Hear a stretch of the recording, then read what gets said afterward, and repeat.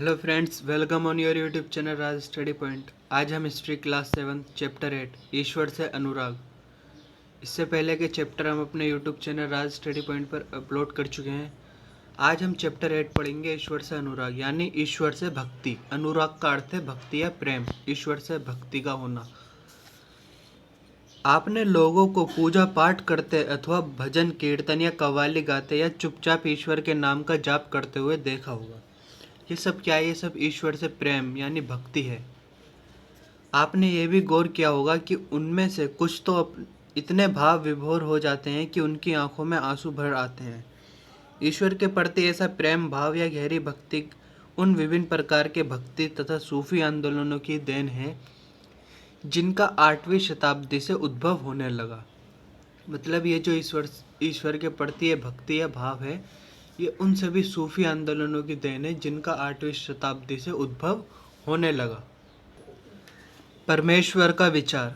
बड़े बड़े राज्यों के उदय होने से पहले भिन्न भिन्न समूहों के लोग अपने अपने देवी देवताओं की पूजा किया करते थे।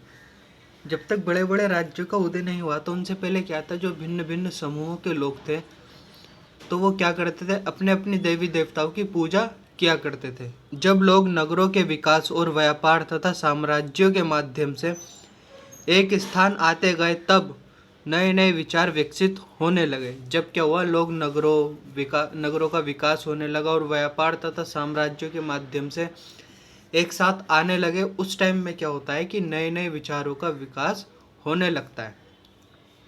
यह बात व्यापक रूप से स्वीकार की जाने लगी कि सभी जीवधारी अच्छे तथा बुरे कर्म करते हुए जीवन मरण और पुनर्जीवन के अनंत चक्रों से गुजरते हैं। और इस बात को भी स्वीकार किया जाने लगा कि सभी जीवधारी जो हैं वो अच्छे और बुरे कर्मों का करते हुए जीवन मरण का जो ये चक्र है इससे गुजरते हैं। इसी प्रकार ये विचार भी गहरे बैठ गया कि सभी व्यक्ति जन्म के समय भी एक बराबर नहीं होते। मतलब कि कोई ऊंचा होता है, कोई नीचा, और ये विचार भी उस टाइम में बैठ चुका था, जबकि ऐसा कुछ नहीं होता, सभी एक समान होते हैं। यह मान्यता कि सामाजिक विशेषाधिकार किसी उच्च परिवार अथवा ऊंची जाति में पैदा होने के कारण मिलते हैं, कई पांडित्यपूर्ण ग्रंथों का विषय था। कि जो सामाजिक विशेषाधिकार हैं कुछ उच्च परिवारों अथवा ऊंची जातियों के हाथों में होते हैं, उन्हें पैदा होने से ही अधिकार मिलते हैं। ये कुछ ऐसे ग्रंथ थे, पांडित्यपूर्ण ग्रंथ, जिनमें ये विषय हमेशा था।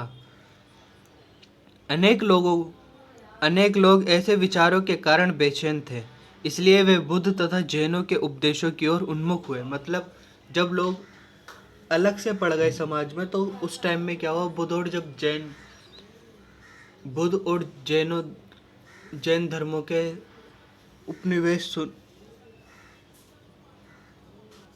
बुद्ध और जैन धर्मों के उन्होंने उपदेश सुने, तो उन्हें जब वहाँ समानता देखी तो वे उन धर्मों की ओर आकर्षित हुए और उनकी साइड बढ़े।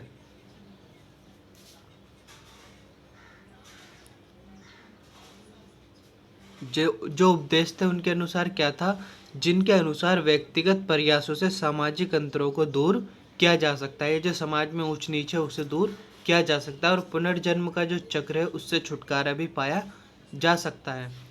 कुछ अन्य लोग परमेश्वर संबंधी इस विचार से आकर्षित हुए कि यदि मनुष्य भक्तिभाव से परमेश्वर की शरण में जाए तो परमेश्वर व्यक्ति को इस बंधन से मुक्त कर सकता है।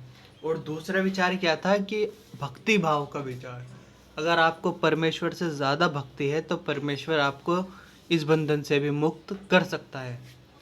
श्रीमद् भगवद गीता में व्यक्त यह विचार सामान्य सन ईस्वी सन की प्रारंभिक शताब्दियों में लोकप्रिय हो गया था। विशुद्ध धार्मिक अनुष्ठानों के माध्यम से शिव, विष्णु तथा दुर्गा को परम देवी देवताओं के रूप में पूजा जाने लगा। परम देवी देवता के रूप में किसे पूजा जाने लगा था? शिव, विष्णु तथा दुर्गा, इन्हें क्या करा जाने लगा कि ये परम देवी देवता, इनकी पूजा की जाने लगी। साथ साथ भिन्न भिन्न क्षेत्रों में पूजे जाने वाले देवों एवं देवियों को शिव, विष्णु या दुर्गा के रूप माने जाने लगा। मतलब जो अलग अलग भारत के उपमहाद्वीप जो है इसके अलग अलग क्षेत्रों में पूजा जाते थे भगवान, तो उन्हें क्या करा जाने लगा, शिव विष्णु इनका रूप माने जाने लगा कि ये शिव जी के रूप हैं, ये विष्णु जी के रूप हैं, उनके रूपों के रूप में मान्यता दी जाने लगी। इसी प्रक्रिया में स्थानीय मिथक तथा किस्से कहानियां पौराणिक कथाओं के अंग बन गए। पुराणों में पूजा की जिन पद्धतियों की अनुशंसा की गई थी उन्हें स्थानीय पंथों में भी अपनाया जाने लगा। आगे चलकर पुराणों में भी इस बात का उल्लेख किया गया कि भक्ति भले ही किसी भी जाति पाति का हो, भक्त भले ही किसी भी जाति पाति का हो, वह सच्ची भक्ति से ईश्वर की कृपा प्राप्त कर सकता है।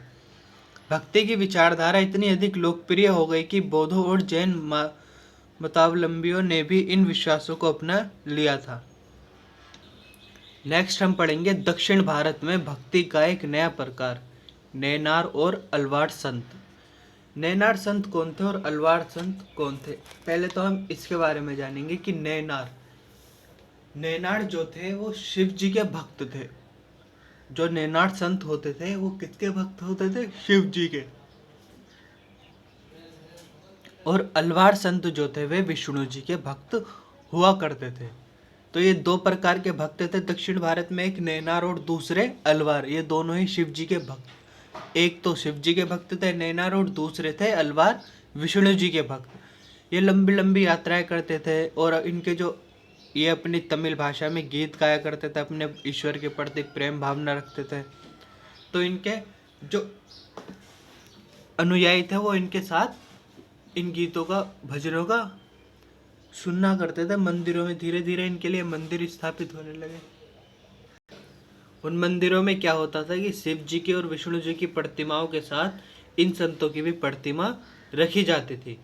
7वीं से 9वीं शताब्दियों के बीच कुछ नए धार्मिक आंदोलनों का प्रादुर्भाव हुआ। इन आंदोलनों का नेतृत्व नैनारों यानी शैव संतों यानी शिव जी के भक्त और अलवारों वैष्णव संत ने किया।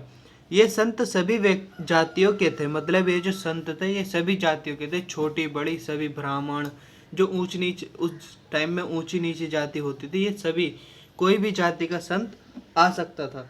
तो ये संत जो हुआ करते थे उस टाइम में सभी जातियों के संत थे, जिनमें पुलैया और पनाड़ जैसी अस्पृश्य, मतलब जिस ऐसी जातियां जिन्हें छूना अगर छू लो आप तो पाप चढ़ेगा, ऐसा माना जाता था, वो जाति के भी व्यक्ति संत बने। अस्पृश्य समझे जाने वाली जातियों के लोग भी शामिल थे।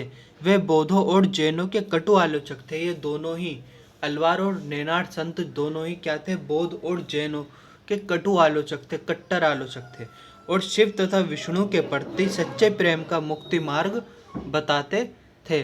मतलब अगर आप विष्णु या शिव के प्रति सच्चे प्रेम का मुक्ति मार्ग का अनुसरण करते हो तो वे ये संत बताते थे। उन्होंने संगम साहित्य यानी तमिल साहित्य का प्राचीनतम उदाहरण